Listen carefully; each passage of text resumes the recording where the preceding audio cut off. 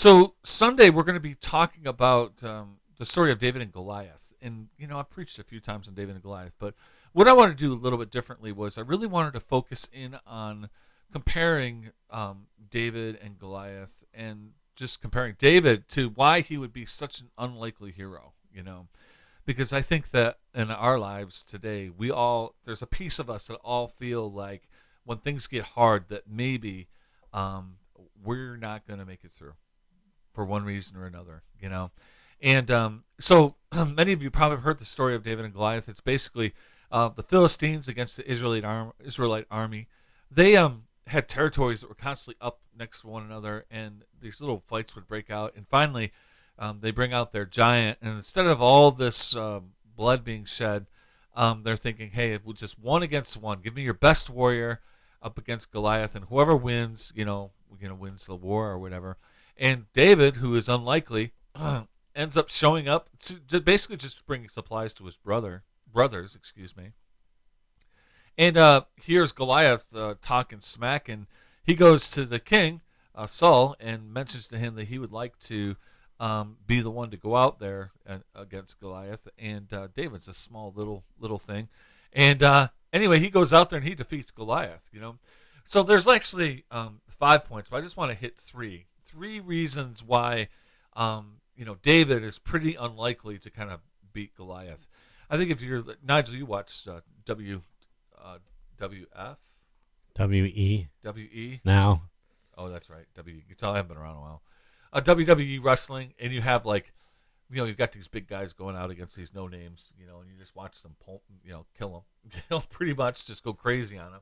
It kind of reminds me of that. It kind of reminds me of how the Giants almost beat the Bills on Sunday. It's funny that they were called the Giants. That's crazy. Yeah, and they're called the Giants.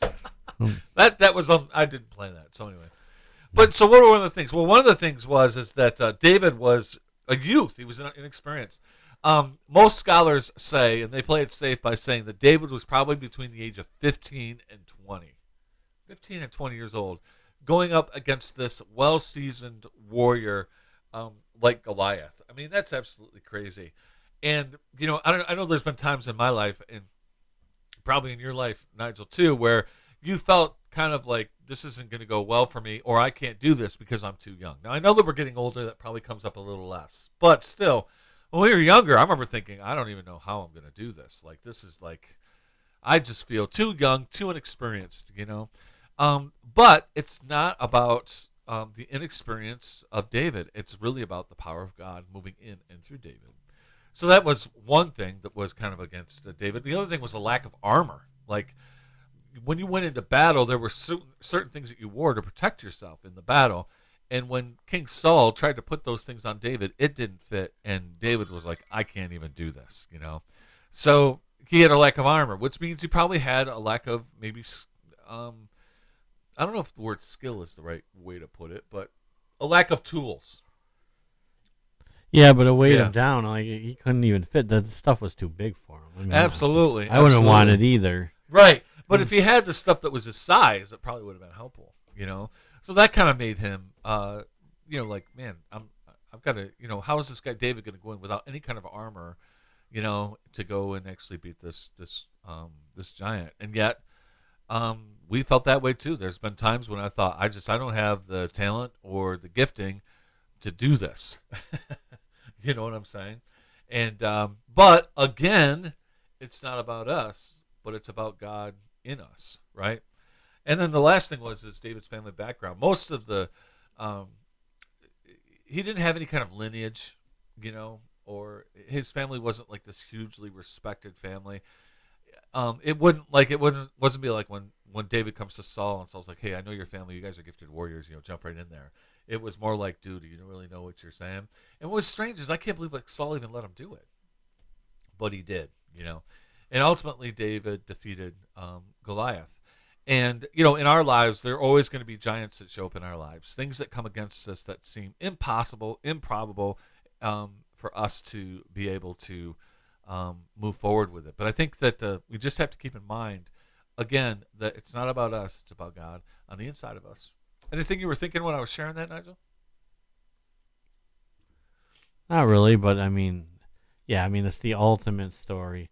Yeah. They use that in sports, the ultimate story of the underdog and whatever. Everybody loves an underdog. You got to always play the game.